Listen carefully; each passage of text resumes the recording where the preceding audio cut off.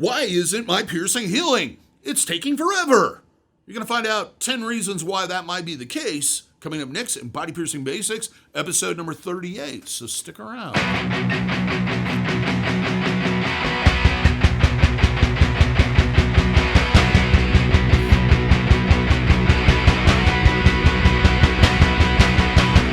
For those who are new to the channel, my name is DaVo. I'm a professional body piercer and have been since 1994.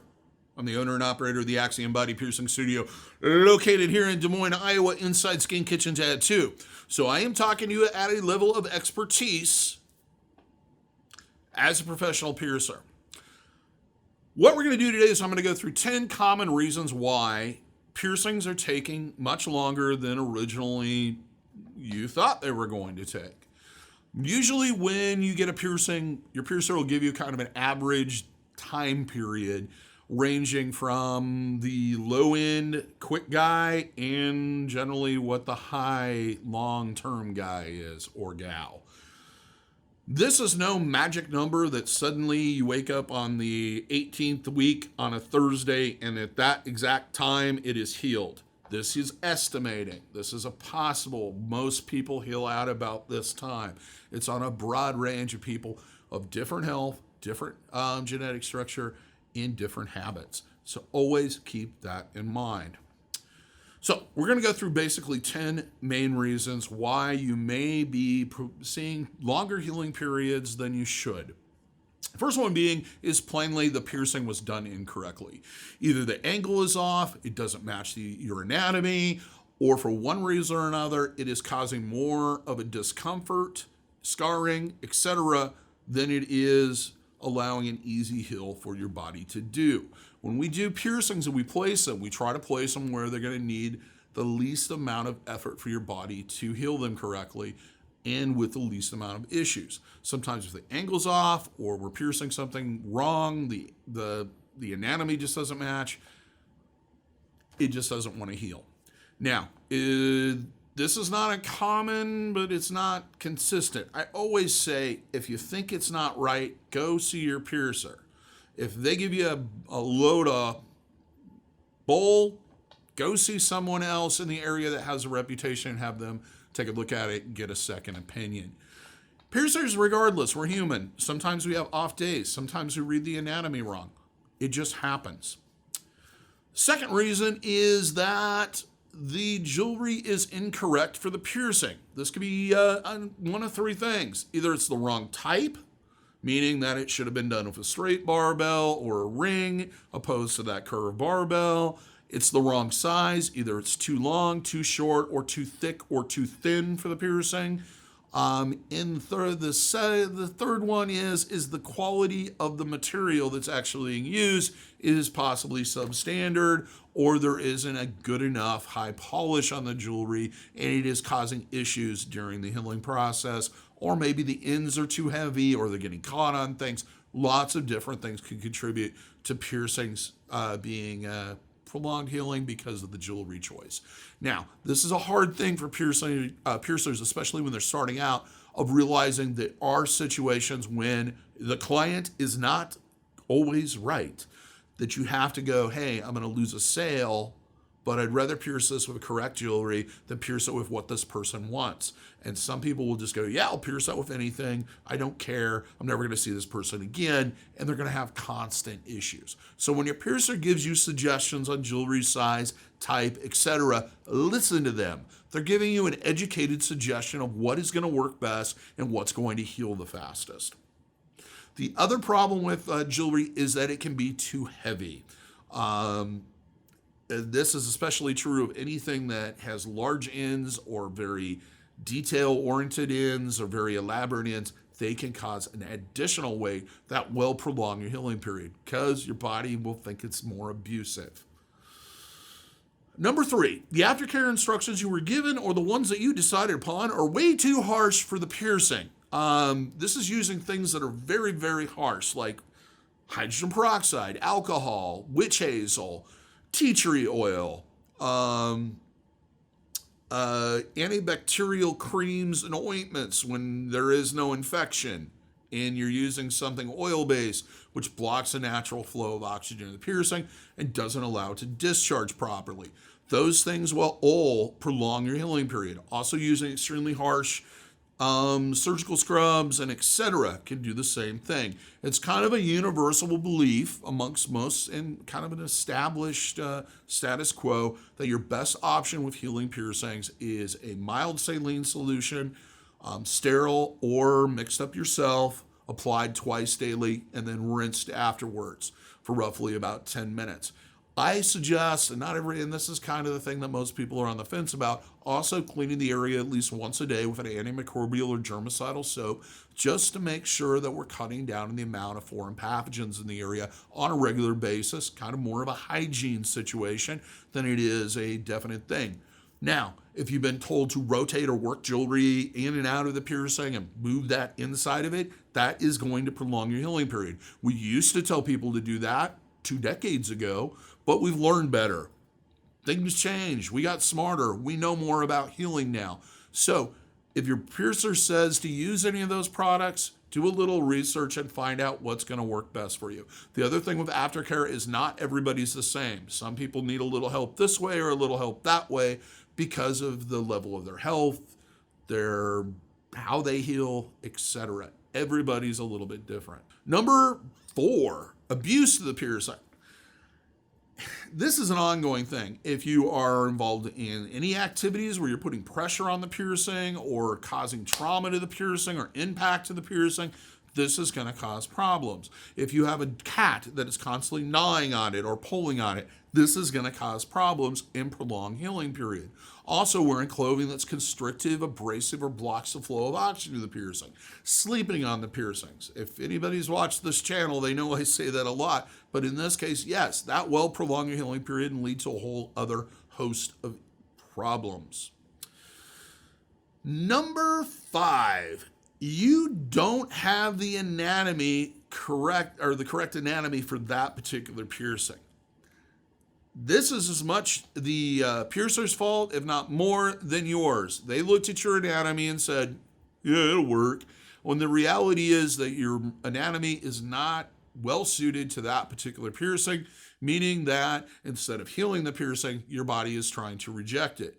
This can also prolong healing period for the same, or prolong the healing as your body continues to just push it instead of trying to grow that tunnel of tissue around the jewelry and seal up the wound. For number 6, stress, pre-existing medical conditions, and just not being healthy. All of those things will impede your body's production of skin cells. It will also increase your likelihood of infection or other problem. And we're not saying you lied to us. Maybe you don't know that you have this pre-existing medical condition that's affecting circulation of the area or some other problem. And I've had a client or two over the years, they had no idea. And after this thing kept not healing and not healing and not healing, I said, I really think you probably should go see a doctor and find out exactly what's going on, because this isn't normal. And a couple of them ended up being diabetic, and a couple of them ended up having some other issues. So it is like any healing wound on your body. If it doesn't heal quickly or doesn't heal consistently, is a sign that something bigger may be going on, and you should probably see a doctor. So if you feel like you're unhealthy, you've been under the weather, so to speak, that will affect piercings too. And if it continues to do it, it's not a bad idea to ask your doctor, hey, I've had this ear piercing and it's taking forever to heal. Is there possibly something else going on with me? And run some tests, because we want you around. And the quicker they find things like this, the more likely you are going to be able to live a life that's long and prosperous and enjoyable, I hope. Now, stress, something you definitely can control. You do want to cut down the amount of stress. Stress tends to tax your body's immune system and your body's ability to heal. If you are doing activities all the time and your life's just out of control, try to figure out a way to kind of reduce that stress. I know it's hard to do that, but if you're like me, you tend to create your own stress. Learn how to control it, because that does affect the rate at which you heal. Now we're on to number 7. You're not getting enough sleep. This kind of goes back to stress and health. Sleep is very important in your body's production of skin cells. Your body needs that time to just lay down, go comatose, and build up energy. It's why when we were kids, our parents would always go, if you don't go to bed, you won't grow. It's because we need that time for your body to kind of revamp and charge up and start producing those skin cells again. So get your full 8. Number 8, you're not eating healthy. This could definitely affect whether or not your body can produce skin cells. If you're living off of ramen noodles, cottage cheese, and popsicles, you're not giving your body the proper materials it needs to produce tissue. So make sure that your diet is healthy during the healing process. If you're on the run all the time, you're eating a lot of fast food, that may have a lot to do with why it's taking so long to heal. Try to have kind of a consistent diet, protein rich, lots of fruits and vegetables, and take care of yourself. Plus, it's my experience, when you're eating healthy, it makes you less stressed and you sleep better. Number 9, this one I'm guilty of: smoking and vaping. I don't care what you kids say, it's not good for you. And also recreational drug use and alcohol. All of those things will prolong your healing period, tax your immune system, and can cause issues or prolong that period of time it takes your body to heal. They are taxing those systems. Thus, it's going to take longer to heal if you're constantly doing these things. If you can cut back or not do it at all, you're going to see a much faster healing period and a faster recovery as far as tenderness of the touch, etc. Number 10. This one is the pet peeve of every body piercer on the planet. You don't take care of it consistently. If the piercing, there's always this person who takes care of it like it's the best thing in the world for about a week and a half. Then as soon as it stops hurting and discharging or what have you, they decide they're only going to do it, instead of doing it twice a day, they'll do it once a day. Then a week later, they're like, I'm going to do it once a week. And then after that, I'll take care of it when it hurts. You are not giving your body that additional help that it needs to produce skin cells. Yes, it will eventually heal, but the less you do that, the longer it's going to take to heal. What hot soaks, compresses, and sea salt sprays do is they help to draw waste and debris from the piercing. That's less work your body has to do and can focus on healing. Draw blood to the area and oxygen, which will help your body's producing, will kind of speed up that process by adding additional nutrients and et cetera to the area so your body can produce more skin cells faster, and it really helps to soothe it. All of those things are helpful, and they're going to speed up your healing process. If you don't do it, it's just going to be taxing on your body's ability to heal it, and thus you're going to see a longer healing time. If you're not giving something no fuel, it don't move. It's that simple. So I hope I gave you some things to think about. I need to say this flat out: nothing replaces going and seeing your piercer and asking them what's going on. A lot of times they can catch something that maybe you can't, or maybe that piercing isn't that visible. Maybe it's an ear piercing or a dave where you really can't see what's going on. So it's always best to go see a piercer, ask their opinion on what's going on. Maybe they have some suggestions. Maybe they're going to suggest changing something up and helping you get through that healing process. Because it's your goal, but it's also our goal to make sure that those piercings heal quickly and without issue. Well, I hope you enjoyed it. I hope you learned something. If I brought up any other questions, or maybe you have another thing you would like to bring up, please leave a comment below. I usually answer the comments if I have time. If you like the video, give me a thumbs up. Makes me feel better. Makes me feel great. Makes me feel like I'm accomplishing something. And, makes me all warm and fuzzy and wonderful. And I spread that to other people. I like to get warm and fuzzy on them in my own way, from a distance. Not like the weird way. Those people that are always up in your space. You know who you are. Wanting hugs all the time and high-fiving.